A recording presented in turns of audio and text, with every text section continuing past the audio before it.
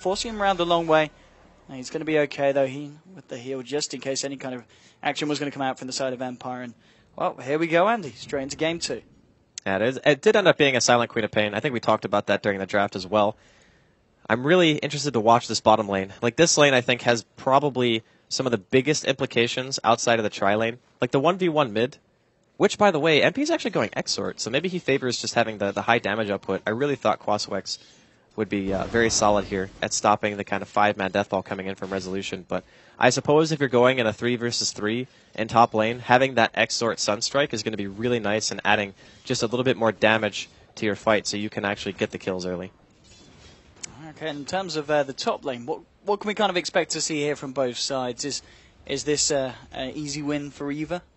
I honestly think that Empire will have a slight edge just because Queen farming, very high damage, good range. Gyrocopter has to put himself a little bit into harm's way to really successfully hit creeps in the situation. But either team can get kills. It's all about if MVP find an isolated support and he gets lifted into a rocket barrage, that hero is probably just dead. Going to try for it going on silent. Always want to fly there with a light strike array onto 2. Ice shards as well, proving to be very disruptive. Stopping MVP being able to look for anything more off the back of it. Yeah, it's going to be kind of both teams vying for a better position, trying to control this top lane. If somebody gets out of position at all, it's just going to be like a straightaway kill, I think, for either team. Although I think it's less likely that Empire give away a kill here because their core not only can stay farther off the creep wave, but also has blink. But no, always want to fly so far. He's getting dragged up and he's going to get body blocked as well. The ice shards perfectly from Aloha Dance, creating that ability for always want to fly to back up. If that was intentional, what a player. Like, honestly. Perfect placement of the shards.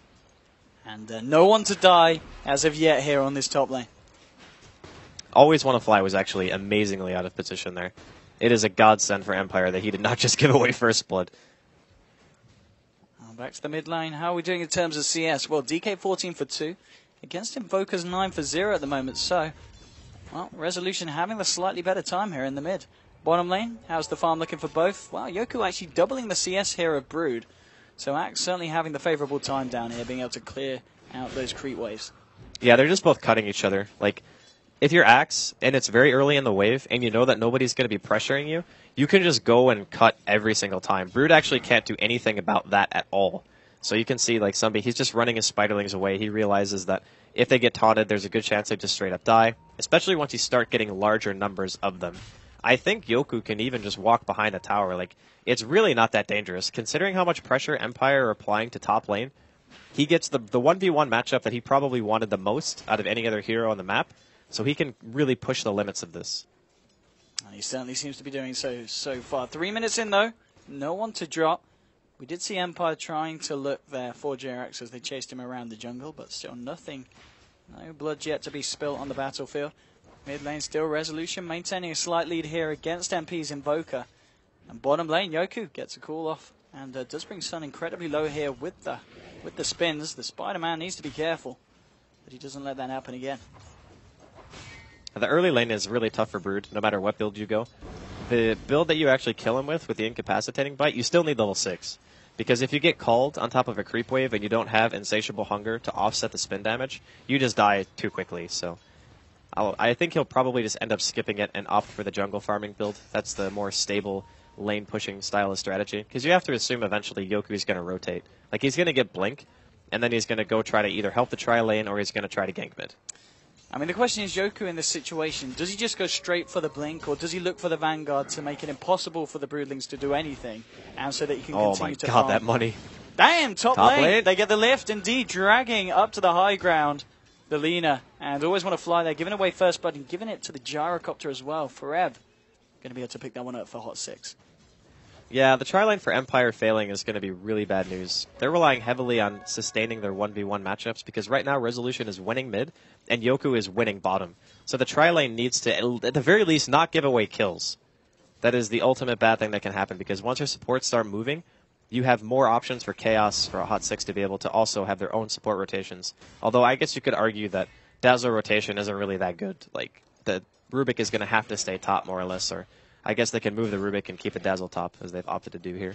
I always want to fly it. Sorry, Low Dance actually coming in with a rotation on Tusk. They're going to find the Dragon Tail, and now with the Elder Dragon form, looking for MP. Jerax is there, and the TP reaction from Heen as well will force back both the Tusk and Resolution here on the Dragon Knight. They're not going to be able to find anything, but of course, top lane now. Silent and Always Want to Fly know that Forev's on his own, and this is the time to jump, going straight in. The Rocket Barrage doing a hell of a lot to Silent. He needs to be careful. Always Want to Fly trying to bring this one down. Has he got enough damage? Forev's just going to chase this down with the Rocket Barrage. Can he get the kill onto Silent? No, the Light Strike Array. They'll just be able to turn it around, but Silent...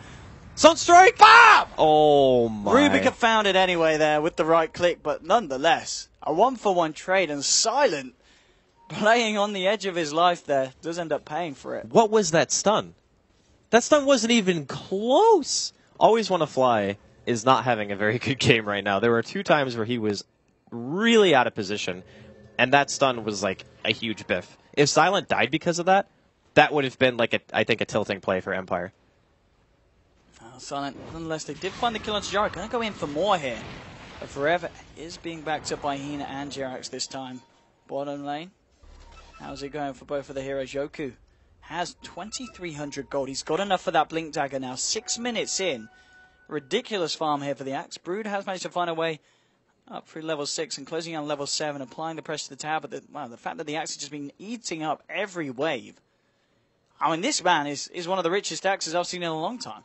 Yeah, the net worth difference is pretty much entirely his gold. Like, it's just the fact that Yoku is having an insane game.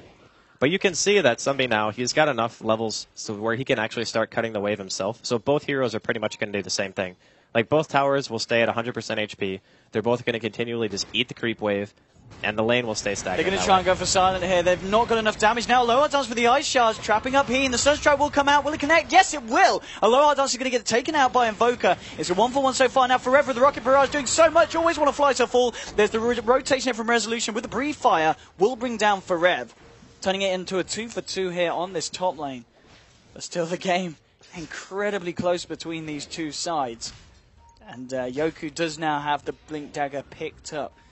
Will, of course, be noted here by the side of Hot 6, and will be kind of obvious, of course, when he leaves the lane. I'm sure they'll be very, very careful when some reports back that there is no Axe down here.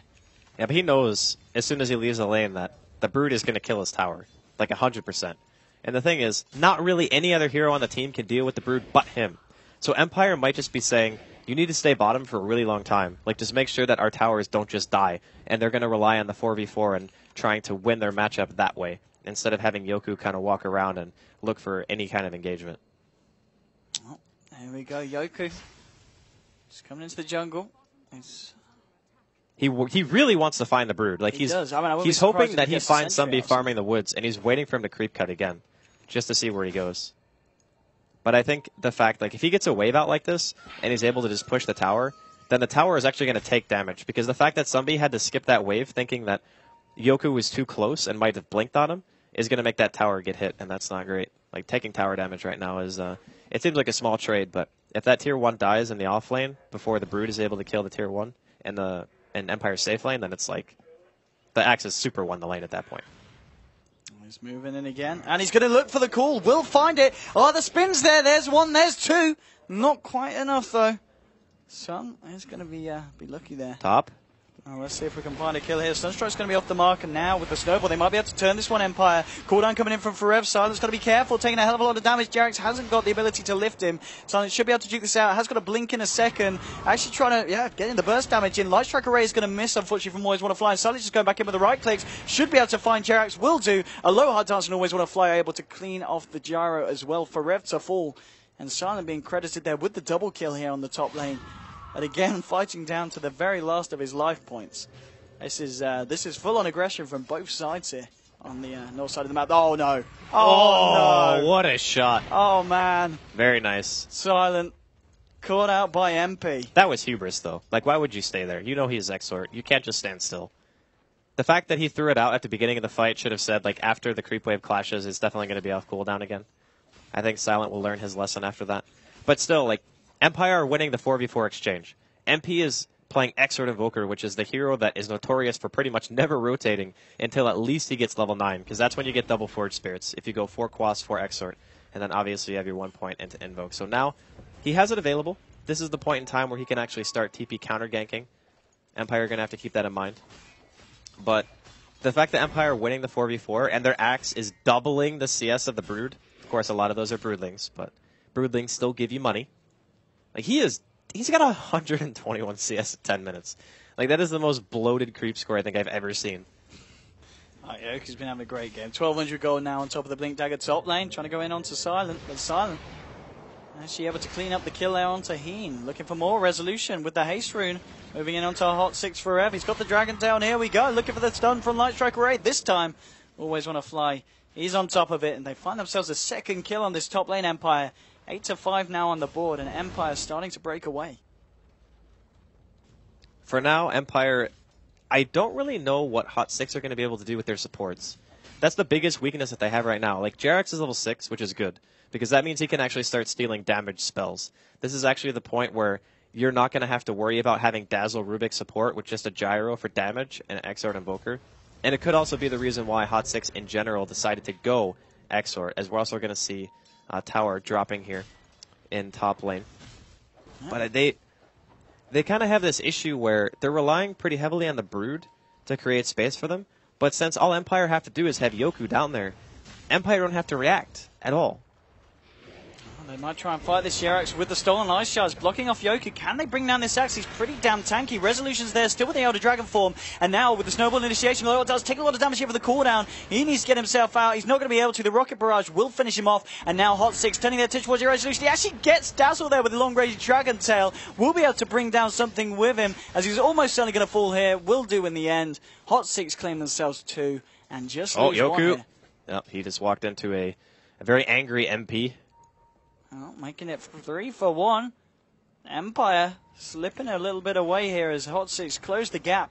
And off the back of it, we'll look to take this tier 1 top lane. You've still got Silent putting on the pressure. But hang on, have we got a Sunstrike? No, he's not got it invoked. He's standing on the range.